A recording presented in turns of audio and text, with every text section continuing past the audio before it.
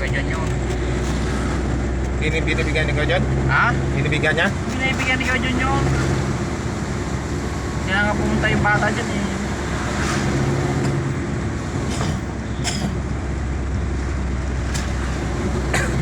Tamo nung pumunta na Maynila, pinuntahan. Ikaw kaya? Si Nexon? Ha? Nexon? Yung kapatid, kuya no. Oh, si Nexon nga. Oo. Nandyan sa Dipolo lang yun eh. Tamo nung pumunta, pinasya lang pati ko yan yun. Ikaw, Malayo. ngayon na yeah, pupunta rin na Manila yung boss. Kaso ang tanong, dalawin ka kaya no? Na hindi mo man lang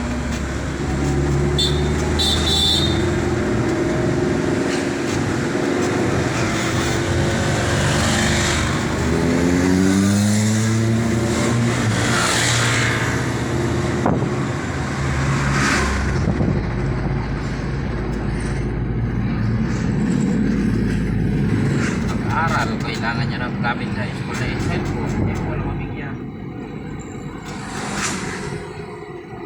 Alam naman ng bata na may pera yung tatay niya. Kahit pa paano. May pera ako dati, 5,000 kaso kinuha ni Ma. May dapat nanuhin ko dapat.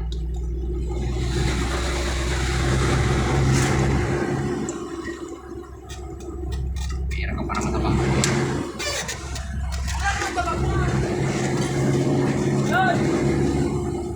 Buti ka hindi mo pinangakuha niya.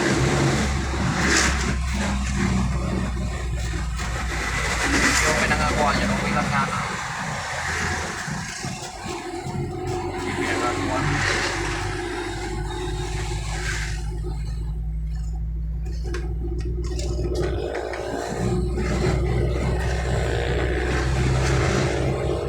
Kaya sabi ni Jerry, tagal ang panahon, ngayon ka lang nagparamdam.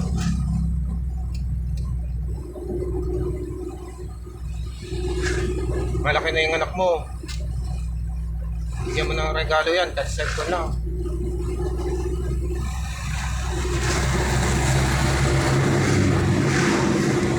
Tapos kinukuhan.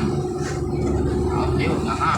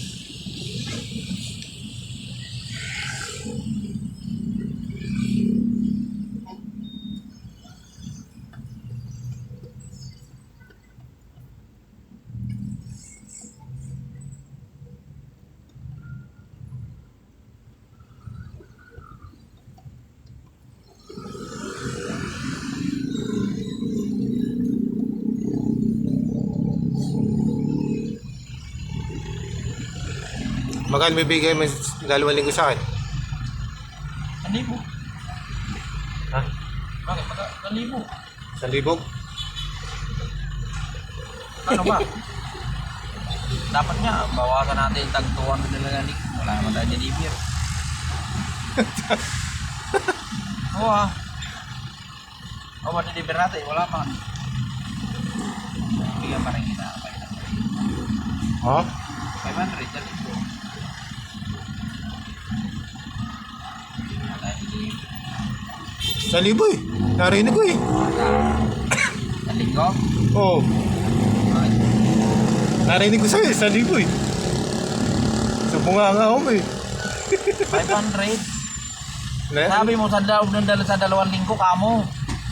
Oh, adi 1,000. 2 linggo. Kaya nga. Oh, 1,000. Di,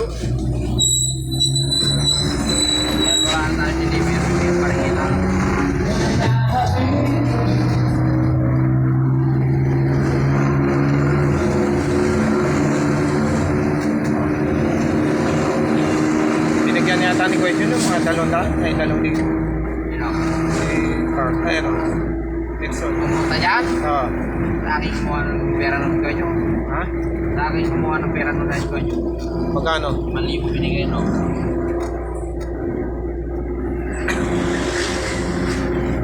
Pag nag-ano, siya sabi sa akin ng kanyo, napadala niya ako sana ko sa... Dahil pinapadala nyo. Kesa sa mga, sa dalawa. Alin? Eh, Angel, saka kay... Yung Bisaya? Yung ano naman, yung kay Hani, bira lang magpadala nun kanyo. Once a month. Kahit yung anak din ni Angel, once a month din nagpapadala nun si kanyo. Ayan lang mga ano. Kay Jerry lang. Alam ko, once a month din yung pinapadala yung anak niya na yan. Kay tatlo? Oo. Pinapadala lagi ni kanyo nyo. Ikaw lang naman ang walang kwentang ano, amay.